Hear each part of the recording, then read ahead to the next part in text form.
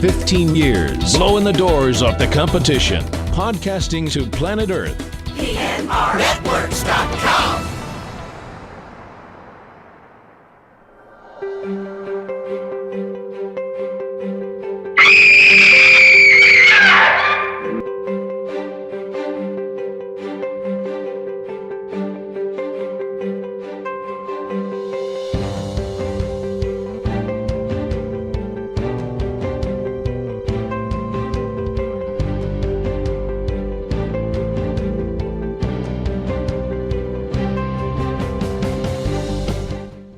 PNR Network Studios in the hub of the universe, the entertainment capital of New England, Boston, Massachusetts, USA. This is Subject Cinema with T.C. Kirkham and Kim Brown.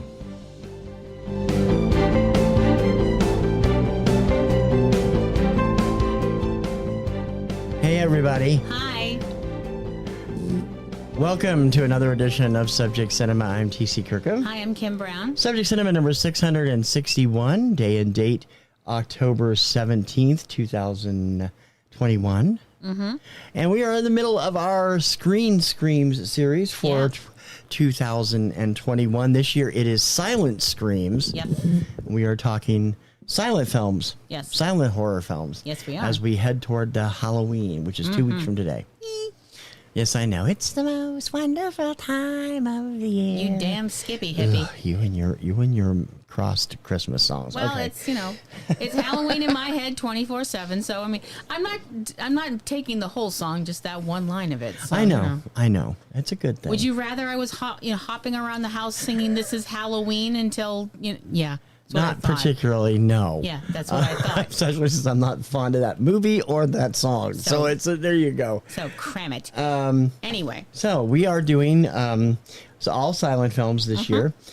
Kim's idea, which I thought was good because we haven't seen all of these. No. And so far, I think everything we've seen has been really interesting. Yep, we did The Cabinet of Dr. Caligari, which you can hear if you go back a couple weeks. Last week we did Phantom of the Opera, the silent edition with Lon Chaney Sr. Yeah. This week we're going back to the German Expressionist stuff. Yep. What is it with the German Expression stuff and horror? I mean, they knew how to do it really well. Yeah, we're going to 1920 and the Golem, how he came into the world, directed by Paul Wegener with Karl Boss, script co-written by Paul Wegener and Henrik Galeen, based on the 2015 novel by Gustav Meyrink. Not 2015, 1915. Did I say 2015? You did. I'm sorry. That would have been a hell of a prognostication. That would have been Nostradamus-style prognostication. That's some time travel crap, and that's why I hate time travel crap, because it gives me a nosebleed. This is all based on a Jewish legend. This is actually, when you think about it, this is really interesting because out of the 3 films we've done so far for this series, this is the first film that is dealing with the supernatural. Because you better call Sam and Dean Winchester then. They already dealt with a golem. Oh, they did? Okay. Episode Everybody Hates Hitler. I'm not making that up. No, I know you're that not. Up. For those of you who would like to hear her archive of Platinum Roses, Platinum Roses Garden, go over to platinumrosesgarden.com and hear reviews of 11 seasons worth of something like that. Supernatural. Plus, the early days you had some CSI in there too. Why am I whistling? Jeez. I don't know. But the first 2 films we saw, those were dealing with, people and the crazy crap that people do. I mean, we don't really know why the Phantom was the way he was. I mean, other than, possibly a very serious, birth malformation or whatever that made his face like that. But this is the first film where we're dealing with genuine magic, the supernatural, occult stuff. And oh my gosh, are we dealing with it with this movie? Wow. Now, for those of you guys who have not seen some of the early silent German expressionist stuff, it is a mind-blowing experience. Strap yourself in. It's amazing. The best known version, I think, of all of those is Metropolis. Oh yeah, from 1926, I think. All made during the Weimar Republic era, and Man, I mean, the whole, what we were talking about a couple of weeks ago with the Cabinet of Dr. Caligari, which is also one of these German expressionist films, the sets, the music, everything, it is just very... Fever dream. Expressionist, yeah. Yeah. Yeah, expressionism. It can be incredibly, you have scenes that can be incredibly beautiful, and you couldn't explain why they were beautiful. You didn't just have to say, like, you have to look at it to get it. And then you'll have a scene where you're going, WTF did I just watch? And not in a bad way, but you're just like, did I really see that? Or did I just press my hand into my eyes too tightly? And you know when you have that weird, like, thing that happens if you do that behind... Don't do that, by the way. It's not good on your eyes. One of the things I've noticed between the difference between Phantom of the Opera and the other two films we've watched is the lack of subtitles, the lack of title cards. Yeah. The Germans don't use only about half the number of title cards that the Americans did. So you have to figure out things as you go along, and then eventually it'll fit in when they sandwich up a title card. This one I thought was really interesting, the version that we saw, which we watched on YouTube, because they actually had the German speech and then they had the English they showed both, underneath, which was nice. which I thought was really interesting. You know, I really like that because I have to be perfectly honest, my knowledge of the German language is bad. It's very bad, as in I don't have any. Outside of Schadenfreude and Backpfeifengeschichte, I don't think you know anything. And 9. I know 3 German words, and that's it. That's all of them. I'm very sorry to. Well, I know feel Schnell. bad. I know Schnell. I feel badly about that because I have German in my background. My Yeah, you my do. grandfather, Your grandfather was German. you Yeah. know, my maternal grandfather. Actually, the weird thing is where my maternal grandfather grew up. When he was alive, that was part of Germany, but apparently now with all of the ways that the maps and things get all... Yeah, now it's part of Poland. Yeah. Yeah. So it's like, okay, I'm kind of whacked out about that. Well, there was that huge wide swath of area that Germany called Germany, even when it wasn't really Germany, it was Hitler's Germany. So it was like, okay. Yeah. Oh, well. Anyway, let's get into this. And this is the first film that we've dealt with that's dealing with something from folklore, because the figure of the Golem, which I'm assuming we're saying correctly, is a figure from the Jewish folklore. A golem is a figure carved out of clay that is brought to life via magic, usually by a rabbi, to protect the Jewish community. What you said a minute ago, just to clarify, Golem is correct for this because Golem is double L, Yeah. which Golem is the character from the Lord of the Rings, Right. but in other folklores, double L is Golem, single L is Golem. So this is Golem. I'm just not sure where I'm not sure where the pronunciation lies. That's my big thing. So if anybody out there who Well, it's not Golem. No, I know, but anybody out there who is Jewish, if I screwed that up, I'm sorry to you too.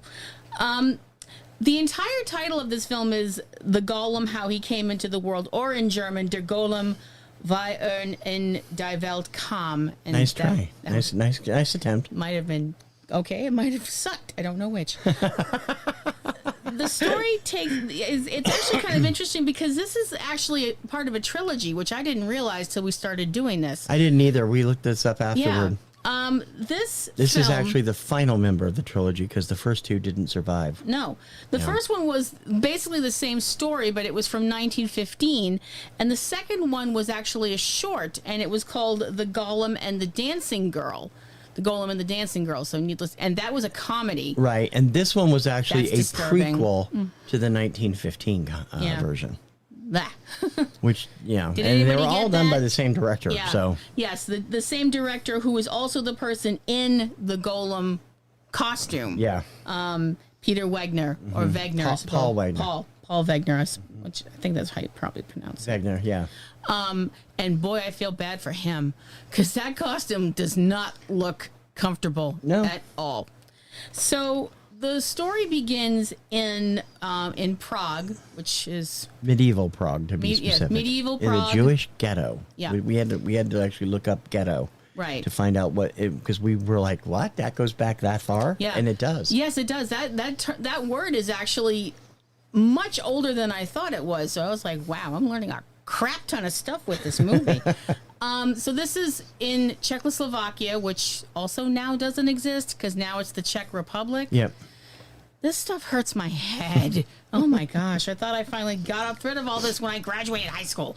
Anyway, so the rabbi, who is the spiritual and also like the person that everybody goes to with not only spiritual problems, but also, day-to-day municipal issues and things like that.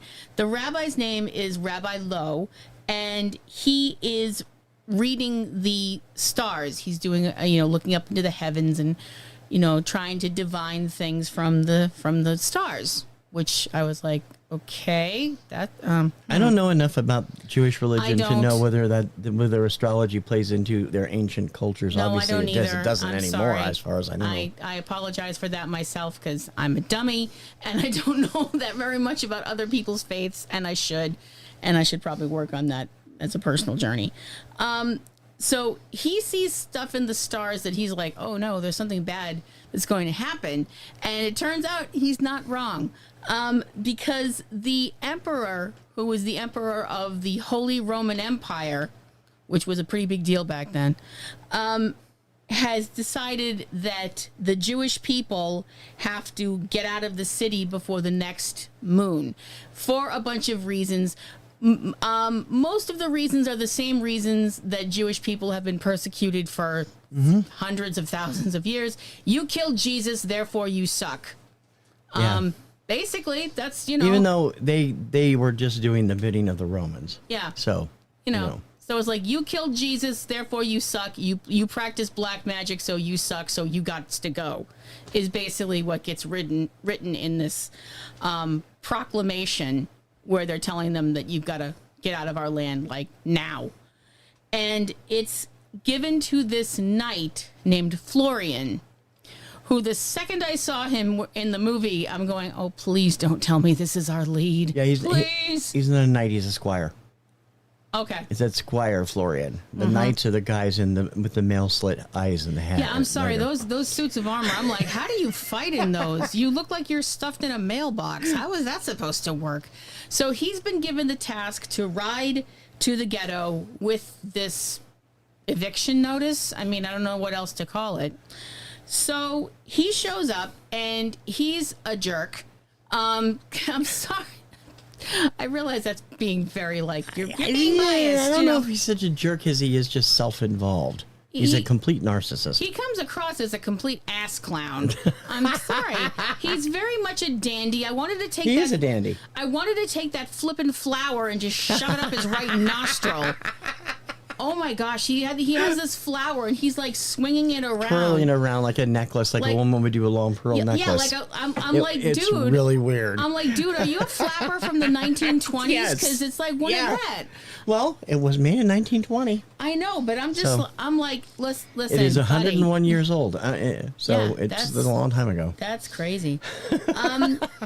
So he shows up with this, proclamation from the emperor that, hey, all you people have to leave. He winds up seeing and being attracted to Miriam, who is the daughter of the rabbi, who seems like a kind of flighty, silly type. A bit of a flake. Yeah, it's kind of a flighty, silly type, but not a bad person. I suppose a lot of young people back then probably were like that. What else do they have to do? What are young people like now? Right. They're teenagers. They're supposed to be like she wasn't a teenager, neither was he. No, I realize that, but I think the movie was supposed to intimate they were like younger people. Yeah, 20s, early 20s. Like early, I don't know, I thought like early to mid 20s. Okay. And they're sort of like, oh, I have my whole life in front of me, tra-la, that kind of thing. And... so Florian shows up and he's got his whole thing about, you got to leave, but hey, your daughter's hot. And the rabbi, tells him that, he's all like, what? My people can't be kicked out. We live here. And I've also gone to the emperor before and I've predicted things for him and they came true and all this stuff like that. And I read his horoscopes and, please talk to the emperor, tell him I need to speak with him because, he's trying to keep his people from being booted out of their homes, which is completely understandable. Now, also into all of this, there's also the assistant to the rabbi who also has a thing for Miriam.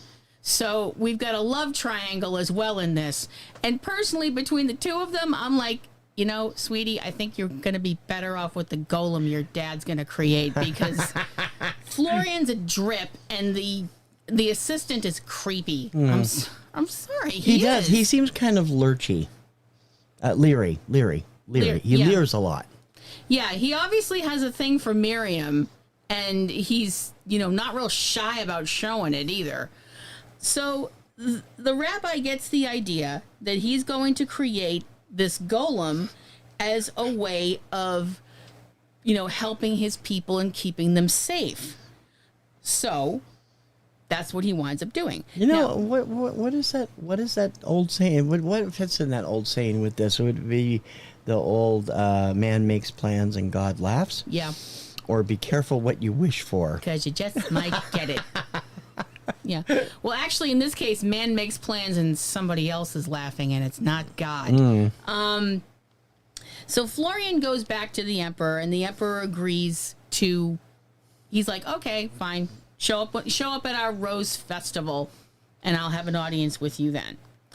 So the rabbi and his assistant create this golem. The rabbi has to go to this special secret room, and they have to, and he like sculpts the golem out of clay. They don't mention what kind of clay or anything like that, because I guess it doesn't matter. So he wouldn't have gotten his assistant involved, I don't think, except the assistant saw him coming out of his secret hidey hole. Yeah, that's true. Where he's been making this. Well, he eventually would have needed his assistant, because yeah. that old man is not going to be lugging, I don't even know how many hundreds of pounds of clay around. True enough, yeah. Because this is not a delicate little dainty figure. This thing is Andre the Giant. For real. I mean, he looks like a he's little bit shorter, but yeah. He looks like he's about 7'5", maybe 7 feet. I don't know. He's tall. He's, you know, really tall. He's really wide. I mean, and I don't mean fat. He's a bulky. He's got Hulk Hogan's body and Andre the Giant's head and height and hair like a Lego figure. It looks like it's kind of snapped on, or it would snap right off. I don't, you know. It's Ken hair. Really, for it's real. Clay Ken hair. For real. That is not a lie. So the rabbi and his assistant go through this procedure to bring the golem to life. Now, this isn't just alakazam huzzah. This is, you know, very serious magic. Now, the point where I'm going, was when they broke out the book. Yeah, well, Dr. Evil quotes. Yeah, he's got, well, for one thing, he's got this one book that tells all this stuff about how they need to do this and all this stuff with that. And this book would be a deadly weapon. I mean, if you hit somebody with that, it's like a Webster's dictionary. You could fracture somebody's style skull with that book. It was enormous. So he gets and that's just one of these books. Now he's got the other book that's called the Necro something, and I'm like, okay. Necronomicon. It's not the Necronomicon. That's what it said. Did it? Yeah, it did. All right. Well, I was like, okay. Well, anything that starts with necro, that's not going to end well. I don't know. Tell Steve that. He uses his little Necronomicon to fix all of his records. And all of my friend Steve over at Value Vinyl on the vinyl community. Check out the Kirkham Report. I'm sorry. I've read enough horror fiction and watched enough horror movies and such. Because he's bringing records back to life. Yeah. That's why he does that. I get Okay, it. anyway. You know, he even has a little animated demon that helps him. Pretty much anything with the word necro in it, that's not going to end well. Okay. You know, that's not something they teach you in Sunday school. Yep. So the whole deal of how to bring a golem to life is that you have to go through this ritual. And what happens is you are given the word that is supposed to bring the golem to life. And you write it down on a piece of paper. And then you put the piece of paper in this little star thing, and you put it on the golem, and instantly it comes to life. I mean, there's no like. No, it's instant. Yeah, it's instant. It's not like Frankenstein. It's not like Frankenstein where you see the hand kind of move a little bit and it slowly raises up. It's just boom, I'm awake. It's like Red Bull for monsters or whatever.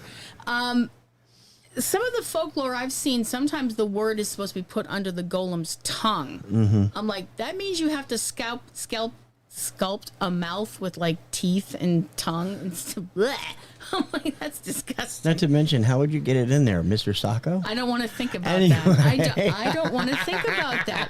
I shouldn't think about it, and neither should you. Sure, I should. Somebody has to. The rabbi goes through the procedure, and now the procedure is done in a circle. He's in this circle, and he tells his assistant, you have to get in the circle right now. Now, also, for those of you who don't know children, this is Auntie Kim telling you another little bit of advice for life advice. If you are involved in something where you have to be in a circle or something you're summoning has to be in a circle, this isn't good. This never works out well for anybody because it usually means you're summoning something very powerful that will probably want to melt your face or whatever. As it turns out, that's what the rabbi, whom the rabbi is summoning, is a spirit called Astaroth, who is also in demonology. He is an Archduke of Hell. I'm like, okay. Yes, she did look that up after. She's like, I know that. I've heard that. He's a great Duke of Hell. And I'm like, okay. Because I'm like, I know that name, but I don't know why I know it. And then I looked it up. I'm like, oh, that's why I know it. Oh, oops. Like, I don't think I should know that. It could be worse. He could be the good Duke of Hell or the fair Duke of Hell, rather than that he studies the great Duke of Hell. Don't do that. That's not funny. So, sure it is. So Astaroth, after being compelled to, gives the name, and the special effects on this are really cool. They are. They're very well done for the 1920. Especially when you consider it's 1920. It's like, wow. So he gives the name, the word, and the rabbi writes it down. And it says, Coochie Coochie Coo. No, it doesn't. It's You don't want me to say it. I don't want you to say exactly. it. Exactly. No. So, Coochie Coochie Coo. I mean, anyway. So he writes the word down and puts it on the golem, and it instantly comes to life. Badoom. We don't get that. We don't get that. Oh, yeah. Silent movie. Oh, yeah. Now, the thing that I'm kind of like, you're just so helpful. I'm doing it silently. What, shouldn't I be doing that? I don't have the little tinkle, tinkle, tinkle like they'd use in the Buster Keaton comedies. No. Okay, anyway. Shut up. Anyway. So he brings the golem to life, and I'm like, okay, so now he's going to probably have the golem stand in front. You know, I figured, okay, so now you've got the golem and it's alive, and you'll probably have it stand in front of the ghetto and stop anyone from invading or trying to keep the no, that doesn't happen. Nope. He's just using it as a servant. He tells people it's his servant and that he's mute. Mm-hmm. Huh? Well, you have to come up with a cover story somewhere. Well, because people would freak out if they knew what it was. Well, yes. Aren't people going to figure that out anyway? Because they eventually did. It's not flesh-colored clay. So we can't tell. It's a black and white movie, and it's got different tints to it. Well, so no, that's okay. Yeah. That's fair.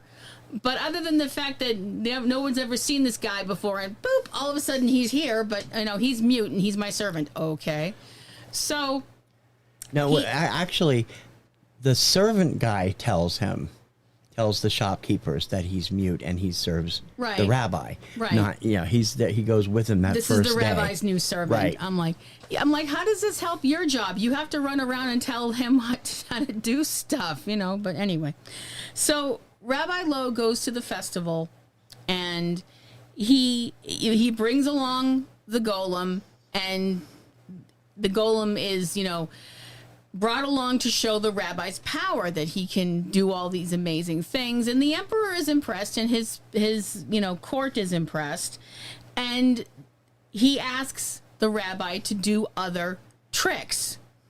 I'm like, the man brings life to lifeless clay, and you want to call it a trick? Buddy, a trick is making a rabbit come out of a hat. It's not bringing life to the non-life. That's, really. I'm like, that's really disrespectful, isn't it?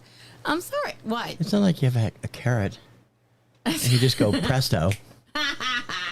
It's like, okay. Private joke. Anyway. So the rabbi decides, okay, well, you want to see something else? I'm going to show you something else.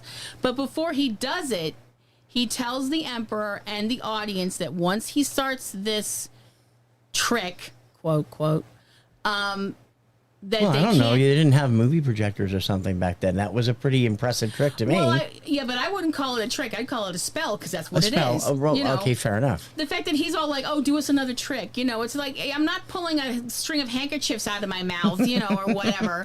Yeah, But seriously, he tells the audience not to laugh or speak, and then he winds up basically showing them a projection. I mean, in the what air. looks like a projection. I mean, yeah, on the wall of the flight of the Jews and the plight of the Jewish people, and you can tell that he's doing this so maybe it'll change the emperor's mind. I think basically he's attempting to show the Exodus. Yeah, he's showing what the Jewish people have been through, how they've had to go from place to place and stuff like that, and also shows him imagery of, I'm going to mess this name up, and I know I am.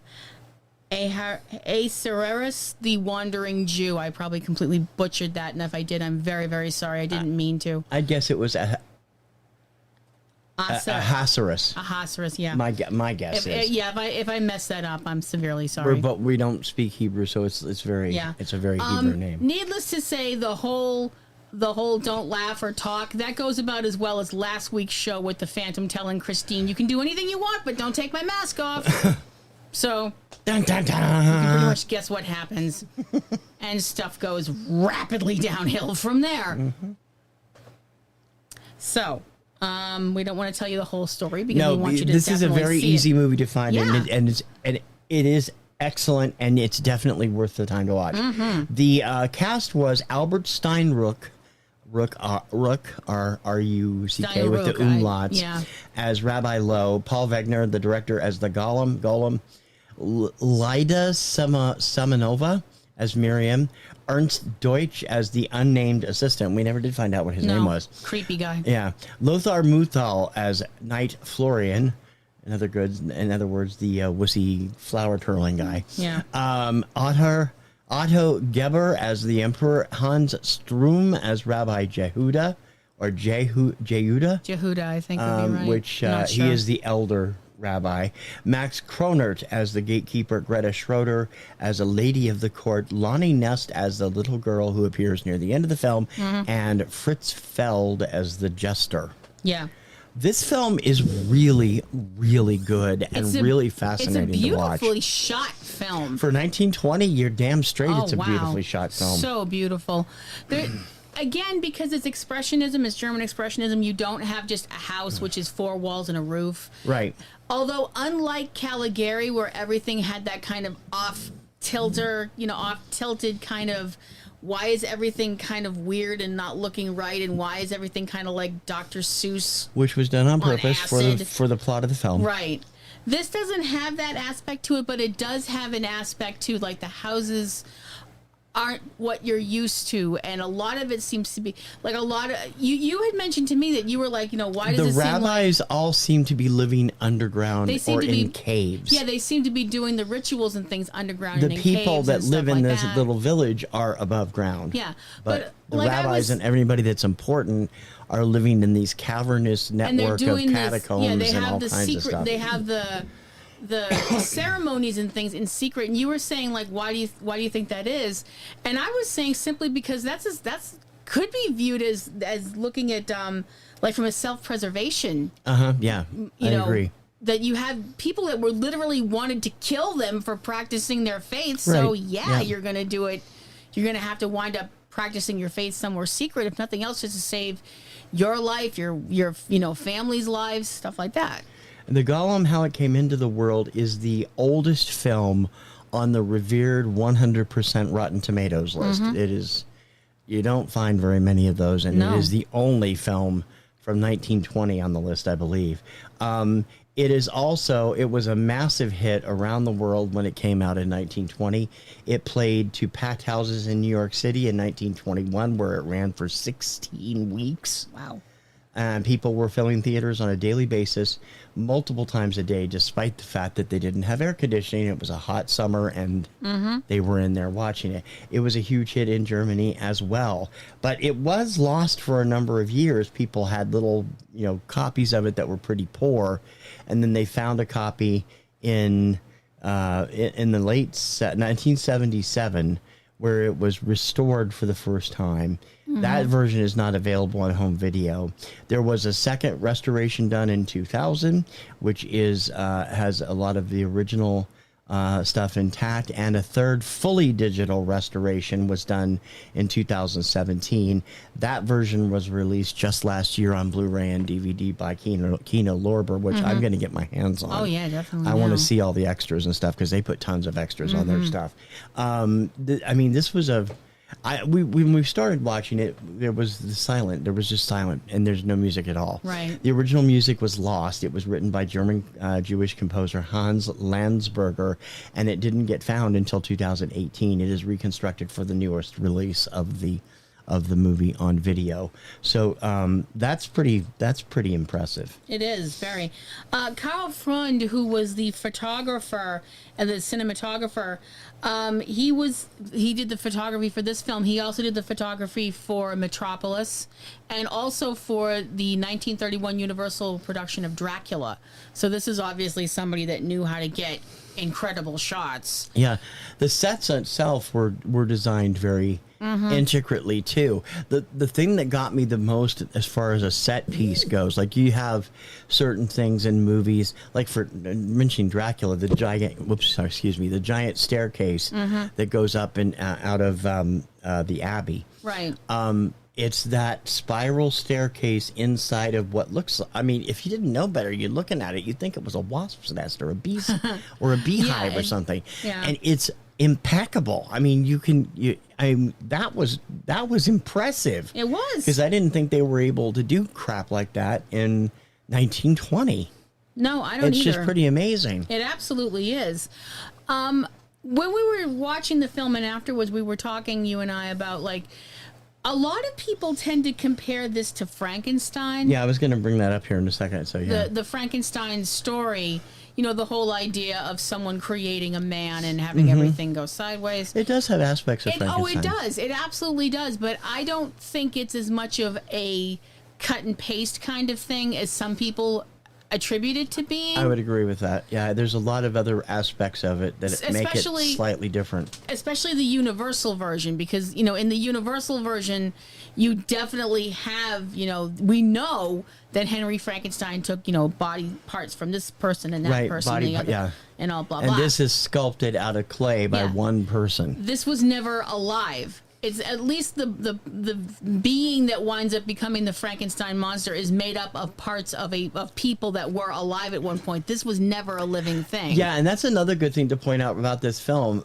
Director Paul Wegener, who was inside the Golem costume, manages to portray some really great emotions. He really without does. any vocal. Yeah. It's all facial expressions and body movements, and it is fantastic. And no speech at all, because None. it doesn't speak. You know, Right. You don't see any speech. I don't even think you see it, you know, roaring like you would on Dracula. No. He just does what he needs to do. Right. It's actually more like it's the eyes. Yeah, definitely. It's very wonderfully 100% the eyes. You get close up of the eyes, and it's like, whoa. Yeah.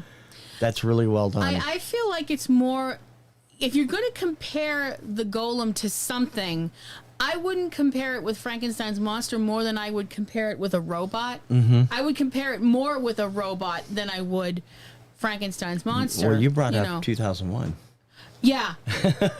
Oh, definitely. Yeah, because I'm sorry, I can't do that. I'm Dave. sorry, Dave. I can't do that. You know, but it's not quite that calm. No, when we get to that it's point not. of the movie. Of course, also Hal was not like physically. Wasn't like you could stand there and look him in the face. Yeah. As opposed to this thing, which you can tell. That's another thing when there are moments where you're going, oh, things are going to get real bad. You can tell from watching the face of the Golem. And there's one scene I want to bring up that I just think is so amazing, is the moment, and you can see it. I mean, there's nothing there, you know, nobody needed to put up a title card or anything like that. But that moment when it becomes self-aware. Yeah, yeah. And it's so beautiful. It's interesting, It's moving. I mean, it's an incredibly moving moment when you go from I'm a thing to I'm a living thing. You know? I think, therefore I am. Yeah. Yeah. And it's not even so much I think, therefore I am. In this case, it's I feel, therefore I am. It's not thinking like. In that way, it's the same. It's with the same retro. It's in parallel with Frankenstein again. Yeah. Okay. I would. Because it has little parallels with several different other characters and stories, and it does have certain elements that are connected. You can see and relate. The Golem's look reminds me of the look on the Frankenstein monster face when he runs into Maria. Mm-hmm. So it's like, wow, okay. It's just that moment when this being realizes I exist, I have worth, and I don't want to go back to being a blunt object.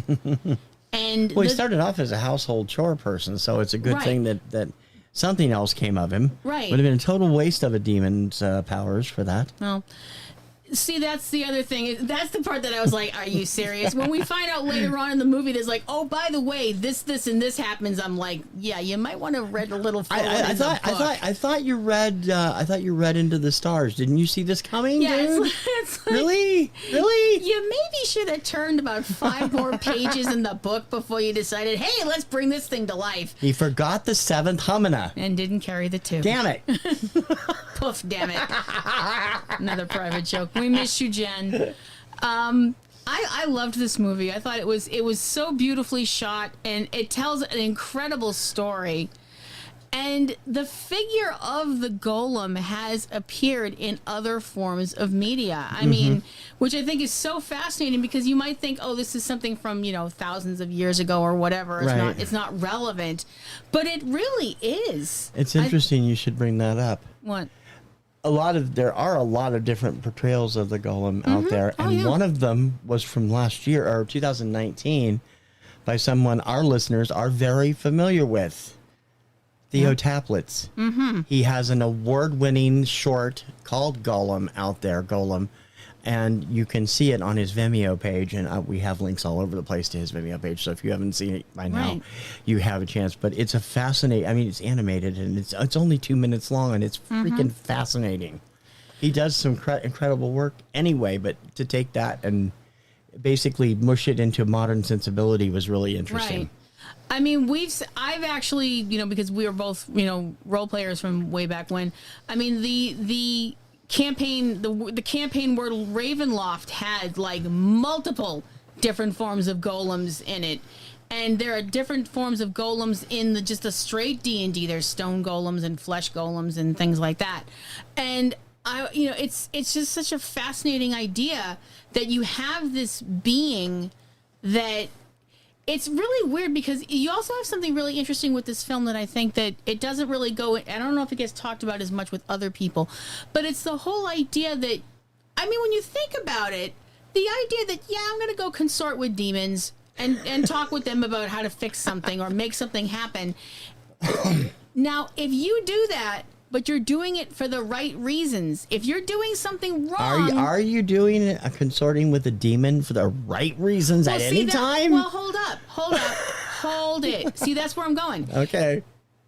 This should be good, folks. No, I'm just talking about this movie specifically. The reason he's doing this is because he wants to prove to the Emperor that his people have power. So basically, I think he's really doing it so that the Emperor will leave his people alone. Yeah, I know. That is why he's doing it. So that's a good thing. But it's kind of the whole idea of, if you do something bad, or if you do something, if not bad, but if you do something questionable, let's go with questionable. If you do something questionable, but you're doing it because you want a good outcome that could benefit a lot of people, is what you've done, is that worth it? This is another, like I said when we were watching this film, I hope this doesn't turn out to be where the good man trying to be a good guy ends up the bad guy. Right. Which he really didn't. But that there was other aspects that made you think he would. So it was interesting. Yeah. It does seem like the thing is, when you watch what he's doing to to create this being. He's real. I mean, it's weird. I mean, it seems weird to us because it's not something we know how to do. Right. But when you look at, if you look at other forms of magic and summoning and things like that in film and fiction and things like that, I'm just covering my own butt for anybody out there who happens to be a Wiccan. I'm not accusing you of anything. But if you go by media representations of summoning and things like that, you know, it often involves killing an animal, or it involves killing a person or something like that. And that didn't happen with this film. He's just reading his book and doing and so it's and not doing his whole, you know, Accio, whatever, with his standing in wand. the circle and do that whole, you know, rah-rah Accio demon summoning, whatever it was. Yeah. And so that makes it a lot less worse than other media that I've seen where, you know, it's like, well, I got to do this, you know, here, bunny, you know, or stuff like that, you know. Ew. But it does bring up an idea. I mean, if you have to do something questionable to save your people, is that really a bad thing? And I don't think the answer is very black and white. No, it's not. And it's also we know it's not very black and white. See the loneliest planet. No, you're not going to get me on that one. I mean, it's just not very black and white in that movie, and nothing is very black and white in that movie. They're both completely obsessed with themselves, and it's disgusting. Anyway, go ahead. John Wayne wouldn't have acted like that. No, John Wayne would not have acted that way. Anyway, Don't trust this. Loneliest Planet, beautiful cinematography, award-winning from me for cinematography. That is the only thing that's worth it about that film. Do not watch it with a date, because you will end up fighting. That is the anti-Valentine's Day movie. It's right up there with Fatal Attraction is what you should not bring a date to. Mm-hmm. But this movie, I think this movie is amazing, and I just really wish that more people knew about it. Yeah, you know? Do you think, I was just thinking about this because I can't remember the title of the movie that we saw, but this reminded me a lot of that B movie that we saw at Attack of the B Movies with was it the Ancient American Aztec warrior that came back to life? Oh, the giant from the unknown? I think that's the one where he fell off the dam at the end. Yeah. Yeah. I wonder if they got the inspiration for the way that character looked from this movie, because he looked a lot like this Golem. Okay, well, I mean, the way it's the body style, the head style, everything about that movie has the same similar. He's dressed as a conquistador. So he is, but I'm saying it's still it's a similar design. Oh no, I wonder if that's where they got that from, because that was the first thing I noticed when I saw this when we were looking up and researching movies to do for this month. Is I'm like, this reminds me of that movie, and I'm like, wow. The rest of it wasn't as good because that movie hurt. Oh, I know that movie was. I'd rather be flung down a flight of steps than watch that movie was bad. This movie, however, is great. Yeah, like I said, it has 100 on Rotten Tomatoes. It is one of the most critically acclaimed films of all time. Yeah, and deserves so. I'm going to go out and find the Kino Lorber disc of this because I want to. Not only do I want to see it again on DVD, but I'd like to see it, and I'd like to see the back stuff and the behind the scenes stuff that they've got inevitably on that. Yeah, because it's a fascinating film. That costume had to be a bear. I feel sorry. I mean, the director obviously believed in his stuff. This was the third project he did with this character, and especially in that one shot, I really hope they had a mattress or something behind him in that one shot, because he falls over a number of times in the film, and the one time he falls over, it just looks painful as all hell. That guy was the best at, like, I don't want to say fainting because it's not fainting. It's basically. You wouldn't call it fainting because fainting is just, it's a fainting goat faint. It's where they stiffen up and fall. Yeah, basically when this thing. That sounds weird, but that's what it. Because when you take off the talisman from it, it instantly shuts off. It's boop, boop, boop. It just goes boom, and the way the guy fell backwards, I was like, oh wow, that looks like it really hurt. I hope they put a mattress under you or something. Not to mention the fact that if the director gave himself a concussion, they'd have to take 2 or 3 days off. That's not a good idea. No. Although you think that Lego hair would protect him. Sorry, that's what it looked like. The Golem, how he came into the world. Check this out. It is fantastic. It's available. You can get it for free on YouTube. It's available for free on a few other streaming sites. It's probably downloadable from Amazon Prime or one of those. And it is available on DVD in a new Blu-ray edition from Kino Lorber from 2020. Before we get off here today, I thought it would be interesting to bring this up because we did look into this, and I was quite fascinated at the number of films that we have seen recently since our show has started that are on, and some of the ones, I mean, some of the classic stuff too, that are on the 100 Rotten Tomatoes 100 list. Right. These are films that still have a perfect score. In addition to the Golem, that list includes, of the classic films that we've talked about on this show, includes Battleship Potemkin, Frankenstein, M, and a number of others from way back, Stagecoach, the original version of A Star is Born, Maltese Falcon. the Maltese Falcon, which I think is interesting because I would have thought that somebody would have found something wrong with that somewhere. Yeah. I mean, some of these critics, the critics, one critic just to knock its 100% off wrote a bad review of Lady Bird, which everybody loved, and he did it deliberately, and he admitted it. So it's like, okay. I'm sorry. You know what you are if you do something like that? You're a dick. An asshat? Yeah, don't. You're a dick. Don't do that. These are the kind of people that would have walked outside of Empire Strikes Back and shouted the spoiler, which I'm not going to do. Seven Samurai, Old Yeller, A Night to Remember. I mean, a lot Witness of for these. the Prosecution, which I've seen. Have you seen that? No. I love that movie. So I Am good. Cuba, which I rented from one of the, I think it was Facets, and I never did get around to watching it. I mean, there's some terrific stuff on here. The Last Picture Show, which I thought was, I would never have put on 100% because it was really, I mean, we enjoyed going to see that. We saw it at the cable car. Cable Car Cinema, which is no longer, it's defunct, in Providence, Rhode Island, and it was a great film, but there were some parts that were kind of slow that I don't think I would have given it a perfect rating, but it was still a great movie. Of the movies that we have seen since starting this show, there are 13 films that made that perfect 100. And if you've never seen any of them, these all have positive reviews from us and are worth watching. Yeah. And almost all of them are documentaries. Yes.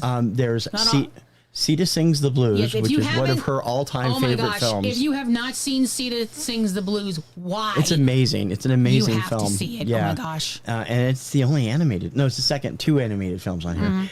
Last Train Home, which is the story of the crush of Chinese going home for holiday. Yeah.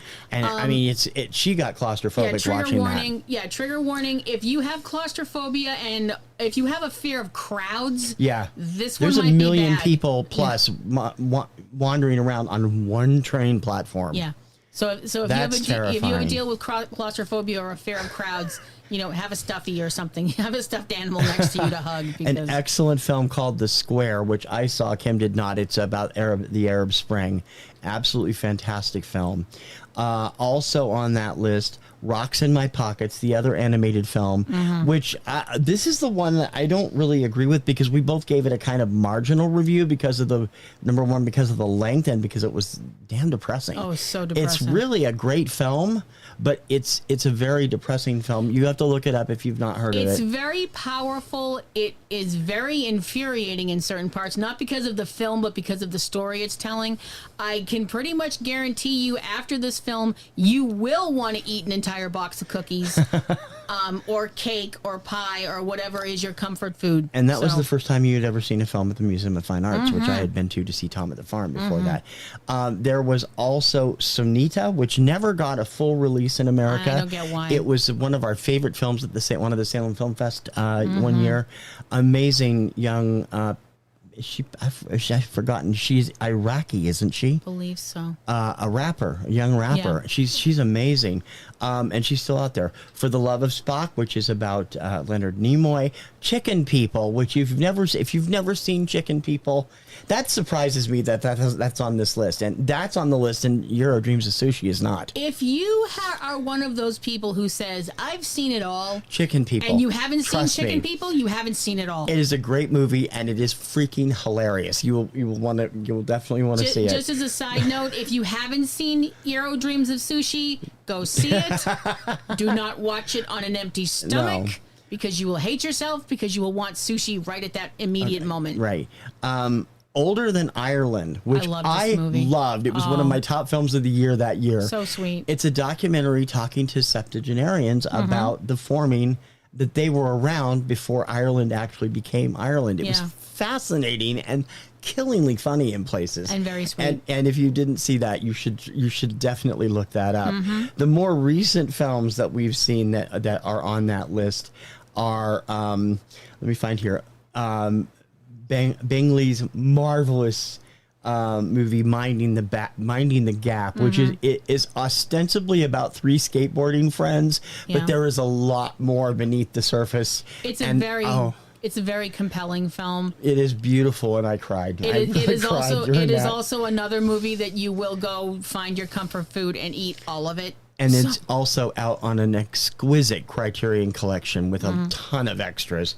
And another film we just talked about last year because we watched it during the pandemic, Bathtubs Over Broadway, which is about corporate musicals. Weird. It's hilarious. It is hilarious, but it is weird AF. I mean, it's just strange to think that they had all these really, well put together and well choreographed things for Owens Corning and Ford and all these. It's just it is weird. The most recent film that we've seen that's on this list is another great documentary we saw in Salem called Midnight Traveler, and that one will just make you so freaking angry. It's a great movie though, and don't skip it. Those 13 movies all are on the Rotten Tomatoes 100 list, and they're definitely worth seeing. I just wanted to bring those up because they deserved it. Seriously, go find some of those, because if you don't have anything to do, if you're tired of, God forbid, you've already finished Squid Game and the new Stranger Things isn't around yet, and so on and so forth. And you've watched the Batman trailer 85 times, so you can analyze every single thing about it.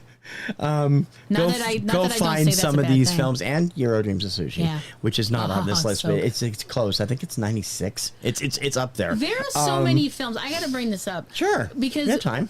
Before the pandemic hit, and if we haven't mentioned it so far, we should have been watching movies during the pandemic galore, and we just didn't do it.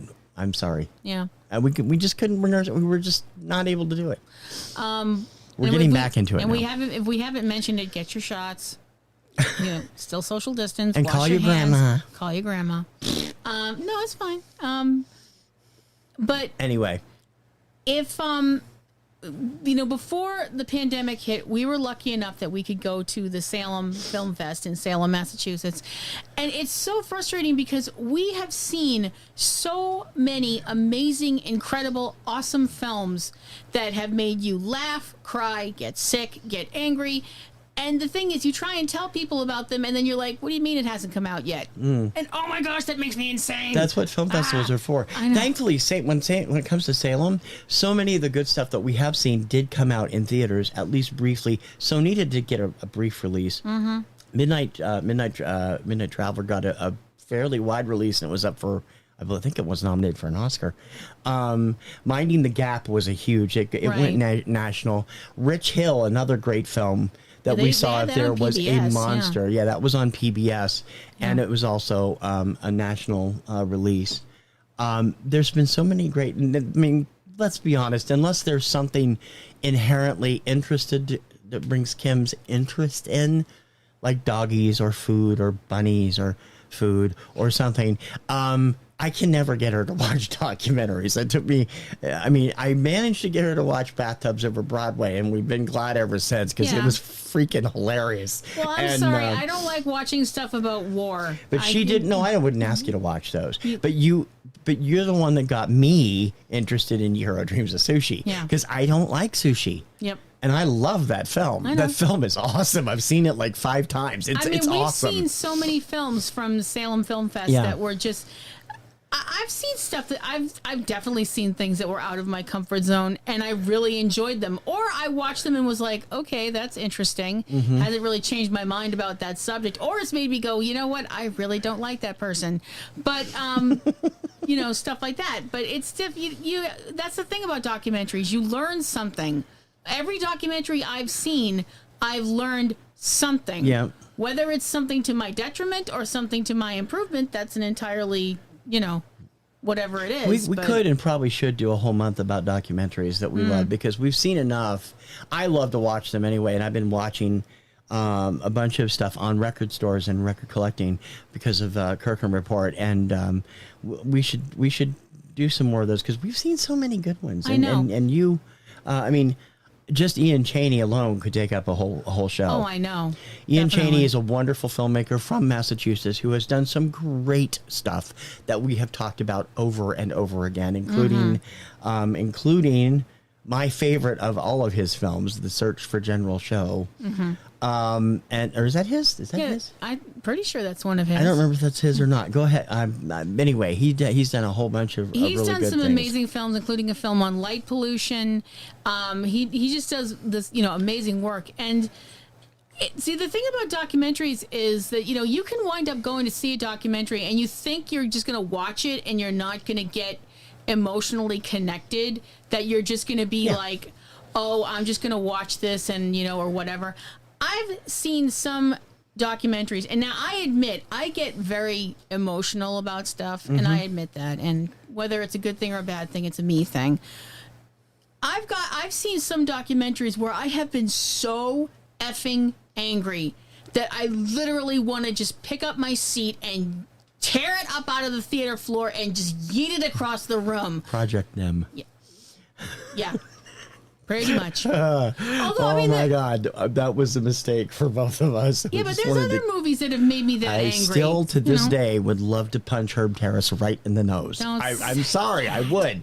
But there've been, Ian Chaney did The City Dark and the Search for General Show, and we did see Blue Space. It was the one film of his that I was not terribly enamored with, but we've seen so many other documentaries where it's been just opened up your mind about stuff and opened up your mind about things that I never heard of or never thought of doing or trying or whatever. And that's an amazing thing when you learn something and you're like, whoa. You wouldn't be eating the fugly fish. No. No.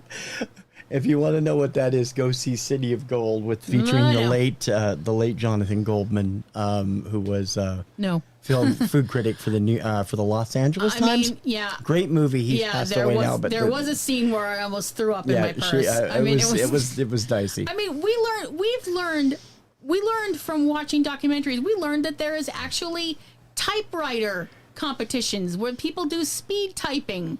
Oh, I'm sorry. That was there. No. There is a documentary about that, but we haven't seen it. No, it's actually on the 100. We saw Populaire, the movie it was based on. We've seen documentaries about crossword puzzle competitions. Yep, wordplay. Yep.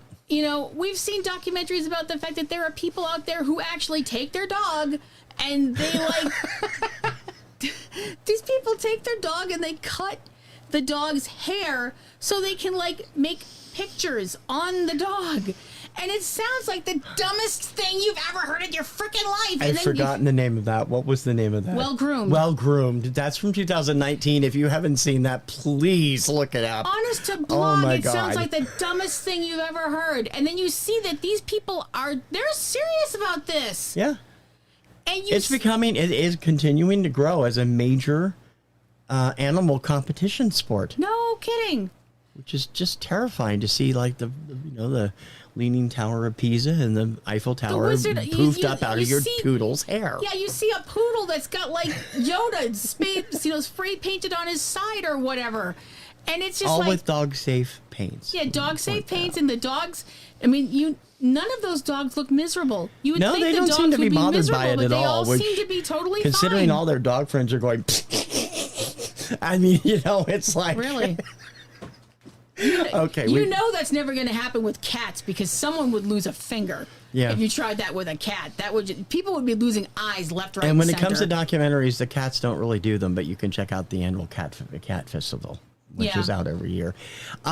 We got to get out of here. Thank you for listening. American Scream, a great Halloween documentary. Yes. Although it's no longer relevant because the one thing was set at Silver City Galleria, which is no longer there. But it is a great film. So check that out if you haven't seen it. Yeah, It's about Halloween haunted houses. Speaking of Halloween and haunts and stuff like that, Jacob, Carpetbagger. Carpetbagger, now that it's haunt season, he's going to all kinds of haunted houses. So check him out on YouTube. He's at the super Carpetbagger on funny. YouTube or the carpetbagger.org on his website. Yeah, and also. Just a clarification, he's not paying us for this announcement, but I am a Patreon. We're just doing it because supporter. we think he's cool. Yeah, he is awesome. And to talk about real quick things that aren't there, we do know, thanks to a drone shot, that the tearing down of our local cinema has actually happened, which sucks.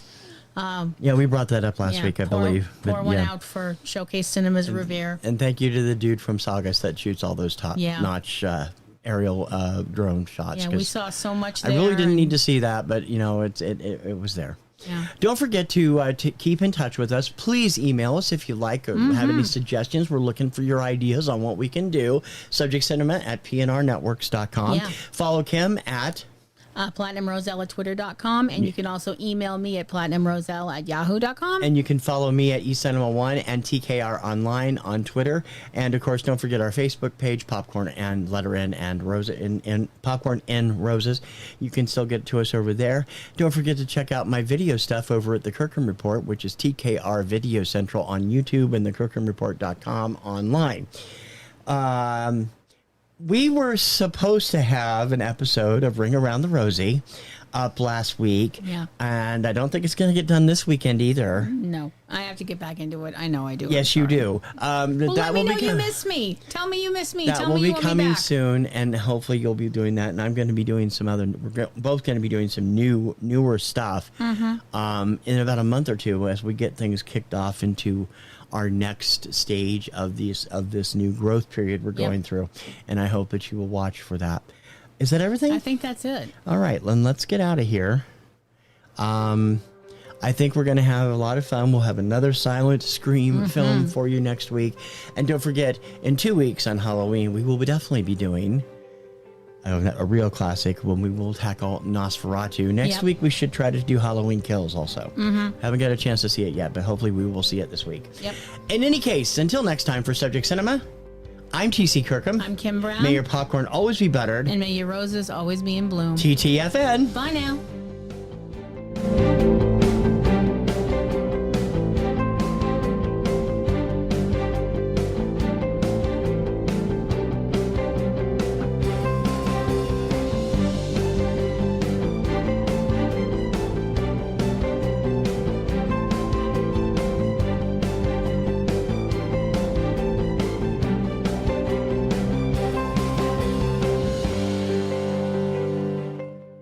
You have been listening to Subject Cinema with hosts T.C. Kirkham and Kim Brown. Subject Cinema is produced by PNR Networks, Boston, Massachusetts, which is solely responsible for its content. Subject Cinema is copyright 2021 from PNR Networks under a Creative Commons license. Check out a new episode of Subject Cinema every weekend. Until next time, we'll see you at the movies.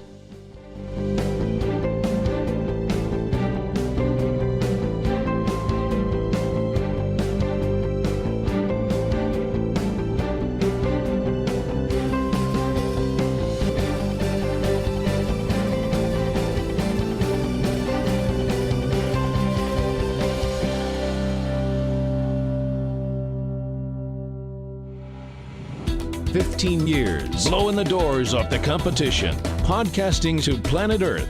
PNRnetworks.com.